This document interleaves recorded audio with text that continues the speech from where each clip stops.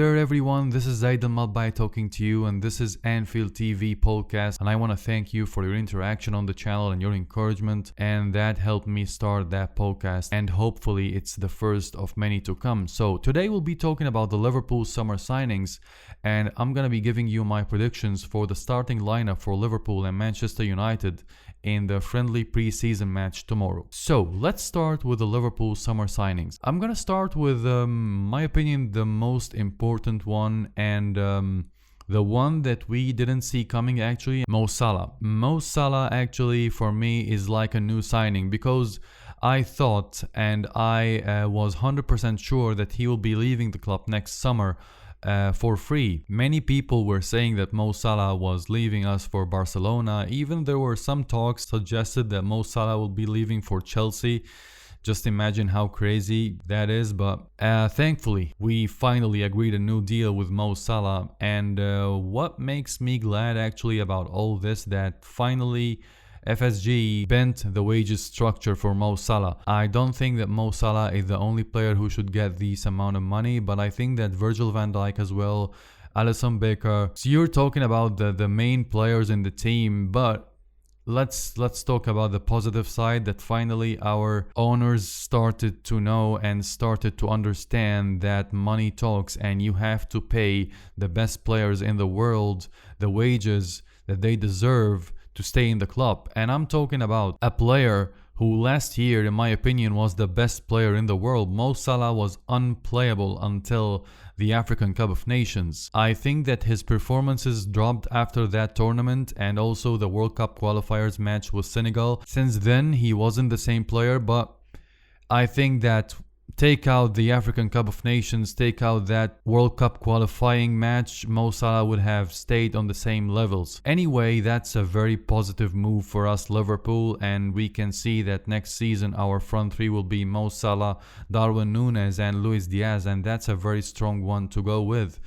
And that brings us to the next one, Darwin Nunes. I saw a lot of videos for him on YouTube. I saw him perform against us, of course, in the quarterfinals in the Champions League, and he was exceptional. He was amazing. And I want to say that whoever, targeted that player and had an eye on him from Liverpool, whether it was Klopp, whether it was the scouting team, well, hats off. It's a brilliant move, and the guy is 22 years old, and he is ready even to get better. And imagine just under someone like Jurgen Klopp, the best manager in the world in my opinion, to develop players, that guy will be a monster. I can see it. He will be a monster and he will score goals. That was one of the missing pieces that we needed.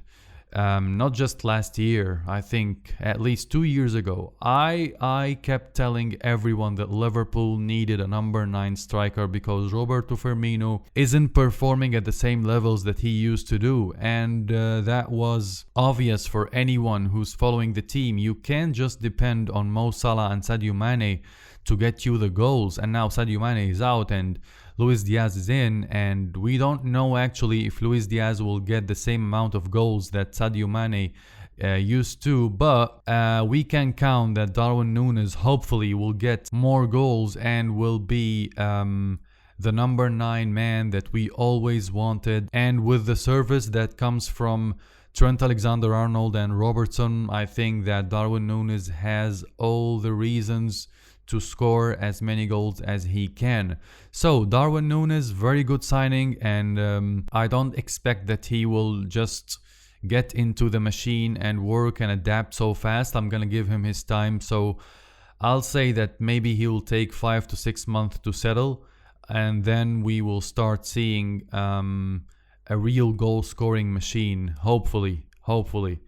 And that's it about Darwin Nunes. Let's move to the next one, Calvin Ramsdale. Last year I had the impression that Jurgen Klopp believed that Joe Gomez was the best backup for Trent Alexander-Arnold, and my opinion that Joe Gomez performed exceptionally well as a backup for Alexander-Arnold last year, and I believe that it's sorted out. Okay, we have Tsimikas as a backup for Robertson, and we have Joe Gomez backup for Alexander-Arnold, but we went on to buy Ramsdale, and that means that Jurgen Klopp is thinking that Joe Gomez maybe needs to go back to his original position, which is center back, and that's good. That's good to have a player who can play in different positions, and we can see that example in James Milner. So that's a very good move for us, and that gives us even more depth in the defensive positions. Hopefully Ramsdale will adapt to the team. I didn't find a lot of videos for Calvin Ramsdale actually,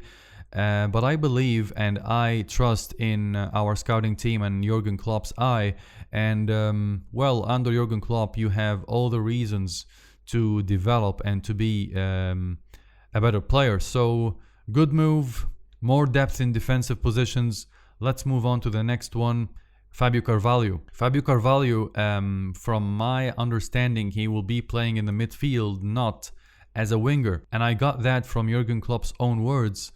He said that the guy can play in different positions, but he needs to get more muscle, and I can understand that. And I followed Fabio Carvalho very well with Fulham. He was a very, very good player, and the only thing that is going to be challenging is moving to the Premier League level, to the Champions League level. Some people said that he is the next Philippe Coutinho. I don't want to say that. I don't want to put a lot of pressure on the player. He's Fabio Carvalho, and hopefully he will adapt to the team. He will get more muscles. He will be stronger. I don't think that he will get a lot of starts in the Premier League or the Champions League, unless of course we have an injury crisis, but he will start in the domestic cup competitions. I'm sure of that. And by the time he will improve. The point that I want to talk about actually is the midfield. I think that we need an extra player in the midfield. If you take a look at our midfield last season, the 5 players who played most of the games were Fabinho, Thiago Alcantara, Jordan Henderson, Naby Keita, James Milner. And when you take a look at 3 of these 5 players, you will see that they are in their 30s. Jordan Henderson, Thiago Alcantara, and James Milner, of course. Jurgen Klopp last year, he started the season with Harvey Elliott as a starter actually, and he trusted in him, but the injury, of course, played a major role in preventing that. Curtis Jones didn't play a lot of games. So from that point of view, I think that we need an extra player in the midfield. Bellingham, I think that we need to sign this guy. If we need to go all out for the Champions League and the Premier League, we need to sign that guy this year. Maybe I'm wrong, maybe we don't need to, but what will happen if we had some injury crisis? And with Thiago Alcantara's injury record, Naby Keita's injury record, it's not looking good. So I just think that we don't need to take a risk, and get into the season and just hope that players will not get injured in the midfield, which means that we have to buy Bellingham. But from what I understand from Jurgen Klopp's recent comments, we will not be signing anyone this summer, and that's it. And our transfers are over. So let's hope that no one will get injured. Let's hope that Curtis Jones, Harvey Elliott, Fabio Carvalho will perform exceptionally well. Thiago Alcantara, we need to protect this guy as much as we can. Jordan Henderson the same, Fabinho the same. We need to be very careful, and hopefully we will get another season that we will be able to chase all trophies, and hopefully this year we'll be winning the big one, the Champions League or the Premier League, or maybe both.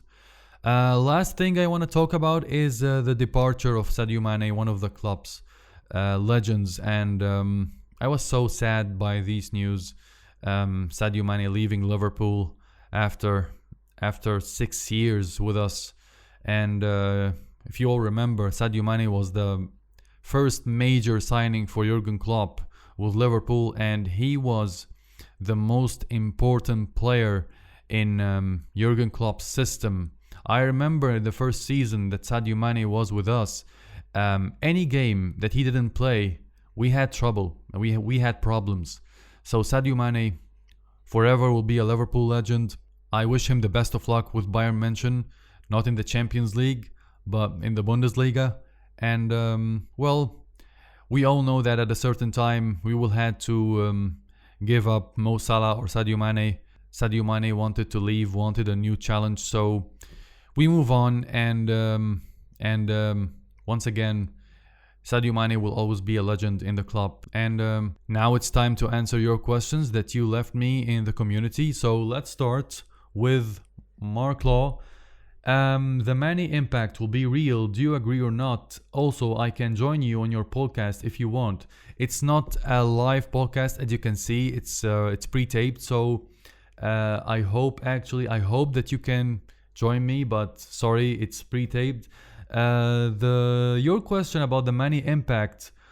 Of course, you're losing one of the best players in the world, and hopefully Sadio Mane's impact will not be real, and we will not be affected by his move, and the goals that he used to score will come from elsewhere. Let's say Darwin Nunes, let's say Luis Diaz will get some. That's what we hope for, with the likes of Luis Diaz and Darwin Nunes adapting into the team and scoring goals and getting better. And Mo Salah, hopefully he will get to his levels that we used to see.